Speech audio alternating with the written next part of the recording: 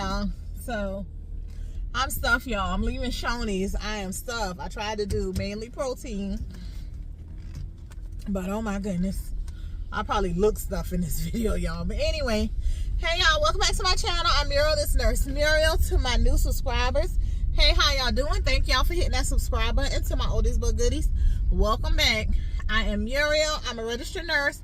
I'm a bachelor's prepared registered nurse. I have been a registered nurse now for 5 years. Prior to that, I was an LPN for 17, 18 years. I can't remember. It's been long. I got it in 2001 and I became a registered nurse in 2019. So, I guess that's 18 years. Anywho, I prefer long-term care.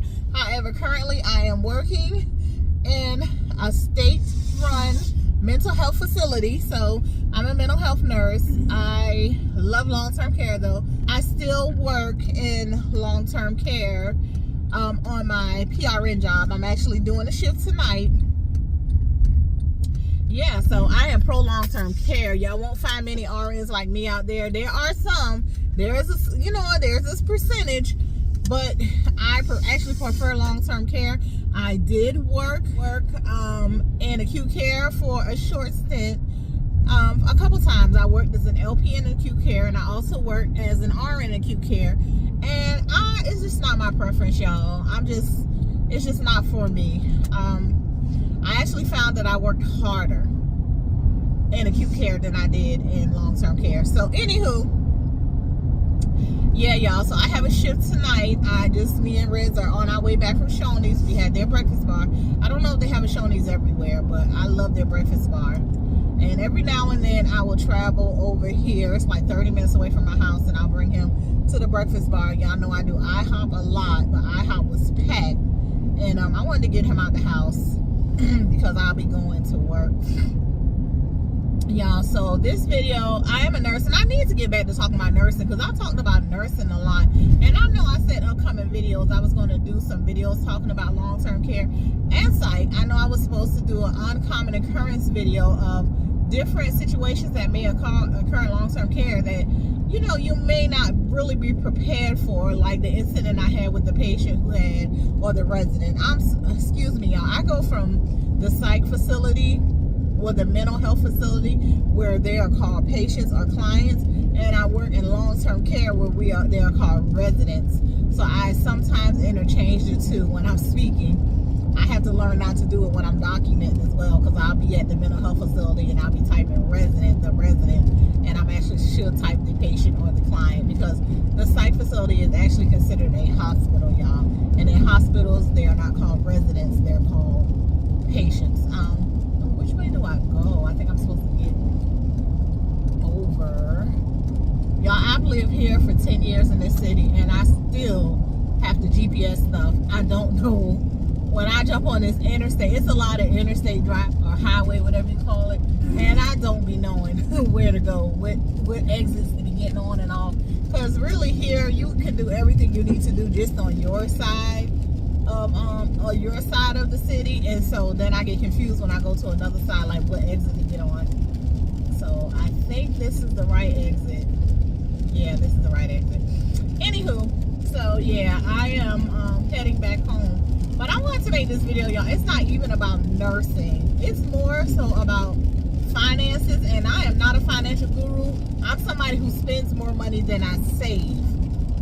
But you know, it's just some little tidbits to help people, because I'm watching a lot of videos currently about purchasing a home, even though I've purchased a home before, but I'm watching a lot of videos about purchasing. I'm really watching videos about purchasing a second home, but I've come across a few videos about, you know, initial purchase of a home. And when I purchased my home, June will be 6 years that I've been in my home. I thought I did enough research, but I really didn't do enough research, and I made one real bad mistake in the home buying process. But so I'm just here to tell y'all some things that I don't see them telling you in those videos. So the very first thing I did before I purchased my home is I requested my full credit report from Equifax, TransUnion, and Experian. And I got a copy of my credit reports, and I looked them over to make sure things were correct. There weren't anything on there. There wasn't anything on there that didn't pertain to me, because y'all coming from a person who at the age of 39, 40 had like a 515 credit score. At that big age, I didn't make the decision to purchase a house until I was like 39. I made a decision to purchase a house, but I had already been requesting my credit reports.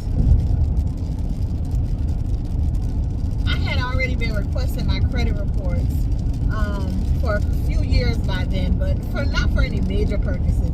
But at the time that I got this credit report, when I had planned to purchase my house, there was so many things on there. And I took a shot in the dark, and I called, I think it was Rocket Mortgage or one of those, and I applied for a home mortgage loan. And when the guy put my credit, my middle credit score was a 515. That was April 2017. And he kind of told me what they were looking for me to get approved for a home loan. And I took his advice in April 2017. And by April 2018, y'all, I was approved for a mortgage score. I had increased my mean credit score by 100, and I was a 621 from a 515. So what's that, 106 points on my own, y'all. And at the time that he pulled my credit score, I had like 2 sources of revolving credit. I had a car that I was financing. I had Badcock Furniture, who I had been dealing with at that point for probably 10 years. And I think that's all I had. No, I had a credit card. And so I had late payments showing on my car payment. I had, so one of the things he told me was that you need to not have any late payments for a full year. So in late, I mean nothing past that 30th day mark. So if your payment comes due on the 10th and you paid on the 15th, not that type of late payment, but if your payment is due on the 10th, about the 29th or the 30th, if you hadn't paid, it's going to show up as 30 days late on your credit report, and that was a no-no. So I had to go a full year without any late payments on anything, which was kind of hard for me because I was so used to, I paid a late fee, whatever. But when you're trying to buy a house, you can't think like that. And so I went a full, and then one other thing, so I had that car payment. I had Badcock, which is a furniture company, but it kind of reported as a credit card. And I had a credit card, and then I opened a secure credit card, which I had to pay up front to get it. And so I had 4 things of revolving credit at that point, and I made sure to not make any late payments on those 4 things for a complete year.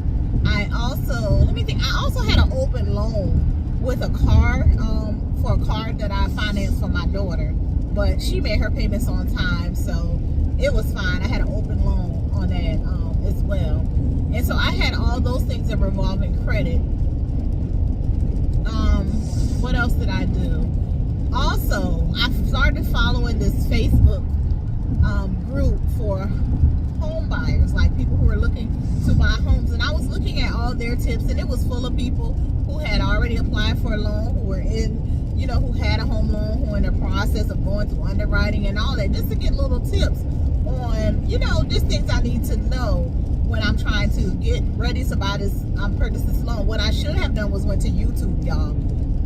I should have went to YouTube, but I didn't. So if you found this video, not this channel, because my channel speaks mainly about nursing, but if you find this video, trust me, it's going to be helpful. So another thing that I did was, so I had already ordered my credit reports. I saw things on there that had balances from me just not caring about my credit. And so I saw things that had balances like $300, $150, $200. Now I did try to dispute some of those charges, even though I know the charges were legitimate. I did try to dispute some of those charges, but the charges were legitimate, so they stayed on there. I tried the Lexington Law thing where I paid, I think it was like $59 a month, and some of the things they were able to get off, but they came right back on, y'all. So I said, let me do this the correct way. So what I did, I started with the smallest debt. I think it was like a T-Mobile debt, phone company bill or something like that. I think it was like $225. So what I did, because I had learned in the group that you can offer settlement amounts for little, things to pay them off to get them off your credit. So I tried it with T-Mobile. I called them. I think the debt had been like almost 5 years old at that point. It would have dropped off in 2 years, but I wanted to purchase a house before 2 years. So I called them, and I'm not necessarily saying you have to do this, because I think they only look back 2 years when determining, your credit, as far as what's on your credit report and how it will affect your home buying thing. I believe they look back like 2 years. But if you have any debt, it don't matter if it's 5 years old. They're going to count that debt into your debt to income ratio. So what I did is I called them and I offered them a settlement amount to pay to get my thing to a zero balance. I didn't even care about them taking it off my credit. I just wanted showing a zero balance. And I think on that $200 and something debt, they accepted like $95, $90. And you have to have the money right then to pay them. I paid them and they brought it to a zero balance. I also did that with a credit card, an old credit card I had. I called them, made a payment settlement agreement, and I paid it. Yeah, so that's what I did with some of the smaller debts. Now, there was one large debt on there that I wasn't going to do it with, and that was a car that I had repoed. That was on there.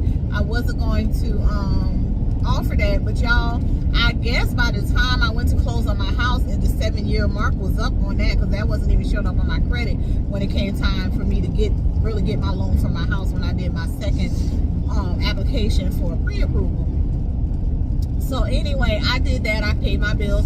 What I found out with credit cards through the group that I joined, which I can't remember the name of the group. I wish I could, but I can't. It was on Facebook. Is you have 2 dates on your credit card. So one date you have is your day that your bill is due. That's the day your bill is due. If you don't pay the bill by that date, then you will incur a late charge, and late charges are ridiculous, y'all. But there is also a date that the credit card company reports to your credit report. So let me give you an example. Say your bill, say you got a credit limit of $1,000. Your due date every month is the 10th. You're going to want to pay your payment that's due on the 10th. Say you've already taken out, you've used $800 of that $1,000. Your payment every month is $90. You pay that $90 by the 10th. But you ask them, okay, I can't remember what the exact day is called, but you can ask them, what is the date? Call them and find out what is the date that y'all use to report my balance to the credit bureau. And that date may be like the 25th. They might be like, okay, whatever your balance is on the 25th, that's what we report to the credit bureau. I think I actually found that out by calling the credit card company. And that's when I realized there were 2 important dates with credit cards, not just the due date, but the date that your balance will be, that they will, report to the credit company. So once I found out that the date that they report, I think it was like the 25th, on the 23rd, say I had a balance of $800, I paid that $90 by the payment date. I brought it down to, it's not going to bring it down $90 because they're going to take their interest and stuff off of that. So it brought it down out of that $90, I say about 50 of it, 40, 60 of it went to the payment. So say it brought it down to, what, $870 or $970, whatever the amount I said I used, $770, whatever. By the 23rd, I made sure to pay like $750 to bring that thing down to like $10 to $20 balance, because I wanted it to show when they reported for that month that my balance was only like 10 to 20% of my available credit. That's what they reported. Now I'll say, okay, say I do that on the 23rd. They use that amount that's paid on the 25th, and I always do it a couple days before, because if you notice, it takes about 48 hours for them to actually post your payment to your credit card or whatever. On the 27th, if I needed that money back, I would spend it, because I know I'm good again till the next 25th of the next month. Not saying that you should do this, but I'm just saying these are the games you play with credit when you're trying to get your credit score right. So that's what I would do. Say I got a light bill that's due on the 27th, but I only got this $700, and I need to pay this credit card down because I know I'm working towards I know I'm working towards buying a house. So say I have this light bill due, but I need to pay that $700 to this credit card company. I would pay that $700 to that credit card company. I would let that balance report on the 25th. That's going to report. And then on the 27th, I'm using that same credit card to pay my light bill because I ain't letting my lights get cut off. But when they report to the credit bureau, they're going to report that my balance is only like, what, $15, $20. Even though 2 days later I used it. And then the next month you could just do it a little lower. Say you don't spend that whole $700 that you just paid. Say you only spend $500. Then you do the same thing the next month and you pay down it by the due date. You pay that due date amount, and by the date that they report, you pay like $450. Like, that's how you gotta kind of play the game, y'all. If y'all understand what I'm saying. And you will find that this is true. Call your credit card company. You'll find out this is true. Because you know, and to me, it's all a game. I think in another video I said my credit score right now it's in the low. It's like in the low 600s right now, but I know I can get it up to the 700s when it comes time for me to buy that trailer, because I know the game to play. I know how to manipulate. I know how to maneuver it to get it like that. And so, yeah. So anyway, so I did that for a full year. Okay. And another thing I learned was there are different score models.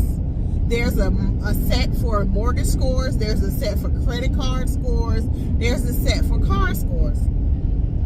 Credit Karma will give you a pretty much accurate description of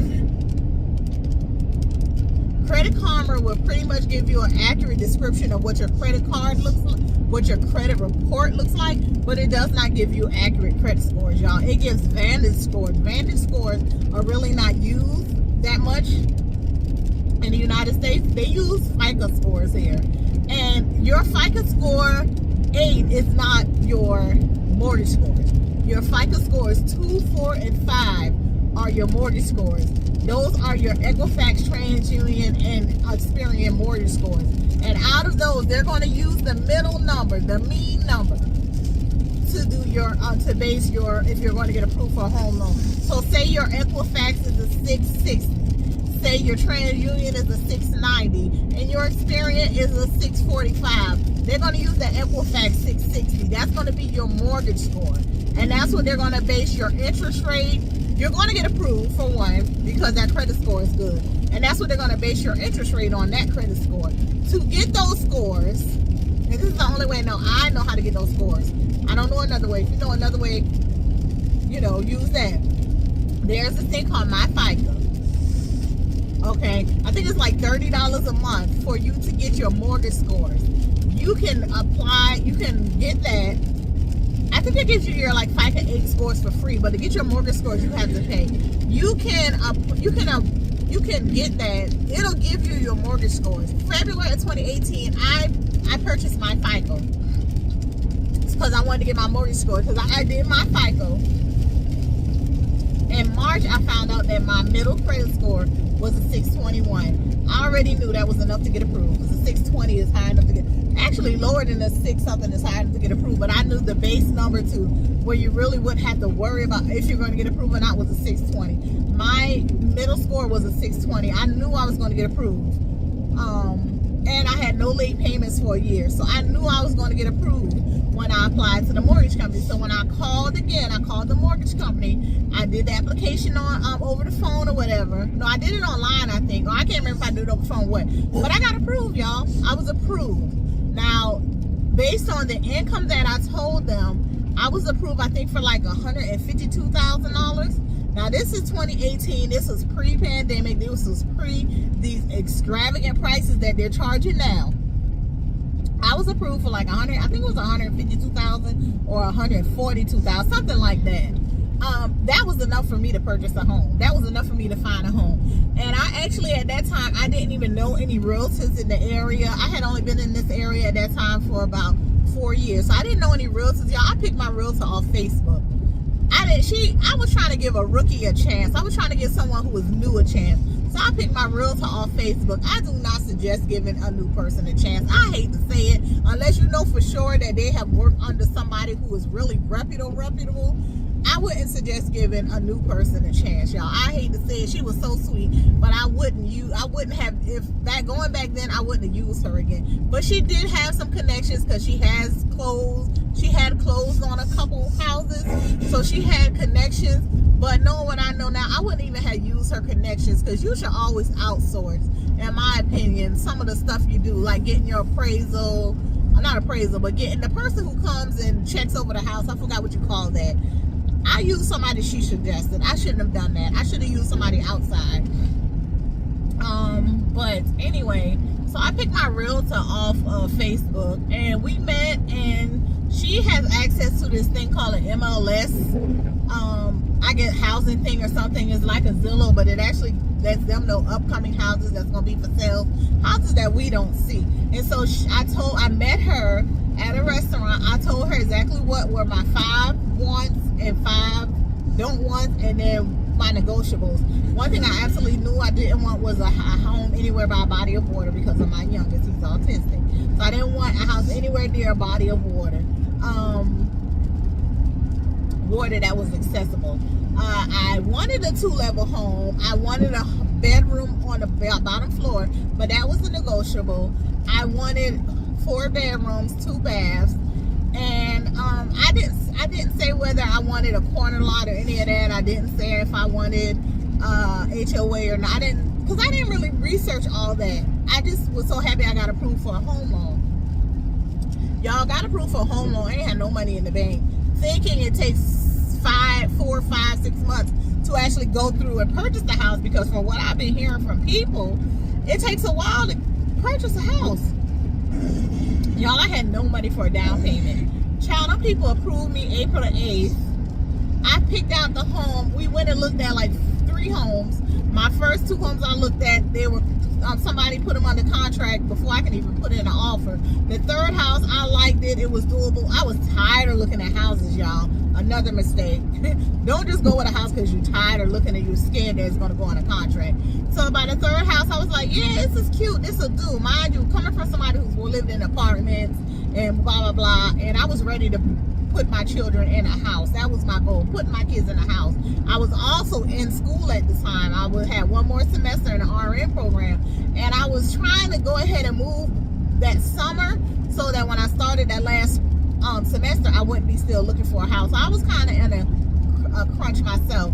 So anyway, I put in an offer on that house, a little less than what they were asking, just because I just wanted to do it. It was no reason. I just was like, well, if they selling it for $140, let me see if they'll take $135 or something. I think they took $137, and they agreed to pay some of the closing costs or whatever. Then it was something we had to get done where a person go in and appraise the house.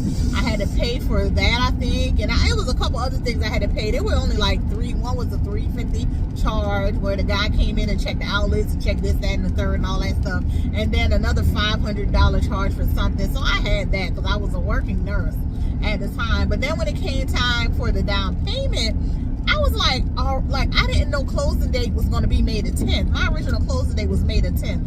Little over a month from the day that I got approved. I didn't think it was going to happen that fast. I had no money. No money, y'all. I had no money.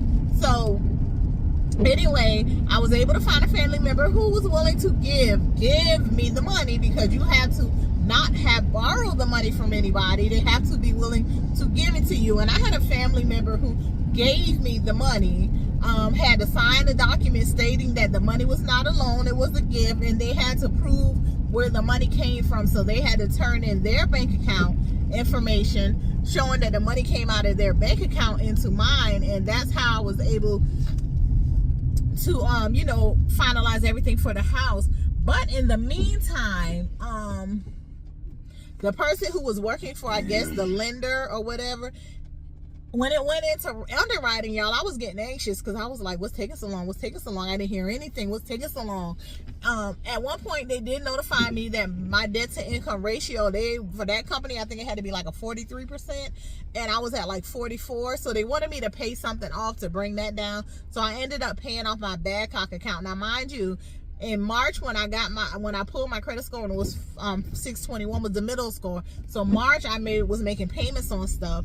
April I still was making payments on stuff. Here it is May, they're wanting me to April I was making payments on stuff, and that's when they told me I had to pay Badcock off. So I paid them off. So here it is May, we're in underwriting. So I'm like, I paid this stuff off. My credit score should be even higher now. So while it was in underwriting, I asked the guy to run my credit again, and he ran it, and my middle score had changed, y'all. It was 671. Okay, at this point I was like, dang, well, I should be able to get a better interest rate or whatever. I didn't know what my interest rate was, but I knew I should be able to get a better interest rate because my credit score was now, my middle was now 671 versus 621. I knew that would put me in a different bracket. So I asked the guy about, like, well, can we redo these numbers now? Because with this middle score, I should be able to get a better interest rate. And then he was like, well, if we do it now while it's in underwriting, we'll have to scratch the whole thing and start over, because you're like in that process of underwriting or whatever. And so then I was like, well, never mind, and we can keep it going. Y'all, that was my biggest mistake. I should have said, well, scratch it, let me go find another lender. I should have applied to 2 lenders anyway, 2 to 3, and see who had the better interest rate. I should have did that from the jump, but I didn't do that. Not saying young, because I was 40, but inexperienced, I didn't do that. So I should have applied to like 3 lenders. Because if you're applying to 3 lenders for the same purpose, it's not going to hit your credit score 3 times. It's going to be 1 hit. And so I didn't go with them. I didn't let them just scrape the whole deal, because I was scared the seller was going to pull out and all that, and it would take more time. And so at one point, because the lender, the person that was doing my thing, he was taking so long. He kept asking me to upload the same information over and over to their portal. I was getting frustrated. But come to find out, he was trying to close like 3 or 4 deals. He had too much on his plate. He was trying to do too much. So they ended up turning over my thing to somebody else in the company. And so the closing, actually, the first closing they made, the 10th, got pushed back because I had to work everything out with my deposit. It got pushed back to May the 25th, and so the seller was getting a little anxious, wanting to know, well, are we going to close the deal or not? Because they was wanting to put the house back on the market. And then we were promising, yeah, we're closing. We just had a little blah blah blah, but we're closing. It's an underwriting and all that. Then we had to push it back to June the 8th because of the issue with the person that worked for the company being overwhelmed and having too much work trying to close all these deals, and pushing my deal and probably other deals like to the back, not doing, because I was wondering why he keep asking for this stuff over and over, why he keep wanting bank statements over and over, asking for this over, and like, why? I've already said it was a headache. So then it got pushed back to June 8th. So anyway, I closed on June 8th, y'all, exactly like 2 months from the day that I got the pre-approval. But the thing I would have changed was I would have went with a different lender, because once my credit score had increased, y'all, I could have got a better interest rate, y'all. I could have got a much better interest rate than what I got. So when I went with the interest rate I got, my mode of thinking was, well, I graduate RN school, I'll be making more money. I'll just throw extra money towards the principal to bring down that, that interest or whatever. And I had been doing that, but once I bought the house, y'all, and my credit score was what it was, y'all, people was throwing me all kind of credit, this and get this credit, and I almost applied. I'm not gonna say for everything, but I applied for a couple things that ended up putting me more and more in debt, as well as having to purchase another car, and that car breaking down, getting repoed, and then having to get another car. And so now I'm paying to not have the repo on my credit report. Once that car went to auction, I was paying the balance, plus I had a new car that I was paying. That ended up like, it was a mess, y'all. So now I'll say this all to say that there are some things that they don't tell you in these videos in South Carolina, and I don't know if this applies to every state, but there are some things that they're not telling you in those videos. Like, go through my FICO, find out what your score is yourself, so you'll know going in if you're going to get pre-approved. Find out what your middle score is yourself. Call your credit card companies. Find out what's the date that they report to the credit bureau, the balance that they, the date that they use to report to the credit bureau. Because if you can do that, where you can pay it down like 2 days before that date, and it'll reflect that you had a 10%, you're only using 10% or 20% of your credit instead of 50, 60, 70%. Find that out. Also, at that time, USDA loans, you had to have a 650 middle score, and they would have I would have had no closing costs, y'all. They would have paid that if I would have just got in a rural area. I didn't know that at the time. I didn't know till after I closed. And remember, I told y'all when they reran my credit, I had a 671. So I could have gotten that, you know. Another thing, I didn't really think about where I was going because I had come from apartment living. I bought a house in the HOA. Honey, I 100% do not recommend. Do not recommend getting a place in the HOA. If I knew then what I know now, I would have bought me some land years ago, put me a mobile home or something on there, or bought a house in a rural area or something, and got that USDA loan or whatever. I do not recommend an HOA. I'm at this time considering selling my house only because I don't want to live here anymore. If I would have looked ahead of time, I purchased my house, I was 40. By 42, I knew I didn't want to stay in the house anymore. I knew my knees was not going to want to be up and down them steps. I knew the HOA thing was not for me. I knew that 2 years in.